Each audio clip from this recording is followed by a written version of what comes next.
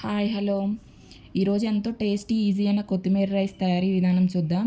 అందుకు ముందుగానే మిక్సీ జార్లో కొత్తిమీర పచ్చిమిర్చి మిక్సీ పట్టుకోవాలి. కుక్కర్లో చేస్తున్నాం. 2 టేబుల్ స్పూన్ ఆయిల్, బిర్యానీ దినుసులు వేసుకోవాలి.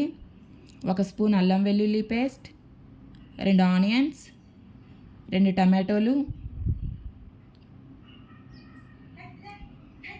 మొత్తం ఒకసారి మిక్స్ చేసుకోవాలి. ముందుగానే మిక్సీ పట్టుకున్న కొత్తిమీర పేస్ట్ వేసుకోవాలి.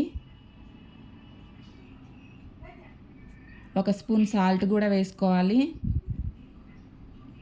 మొత్తం కలిసేలా మిక్స్ చేసుకోవాలి. 1 గ్లాస్ రైస్ అండి. 1 గ్లాస్ రైస్కి 2 గ్లాస్ వాటర్.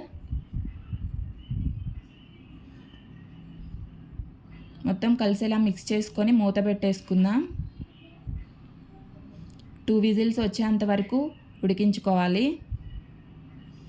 ఉడికిపోయిందండి. ఎంతో టేస్టీ ఈజీ అయిన కొత్తిమీర రైస్ తయారైపోయింది. ట్రై చేయండి మీరు కూడా. Please like, share and subscribe.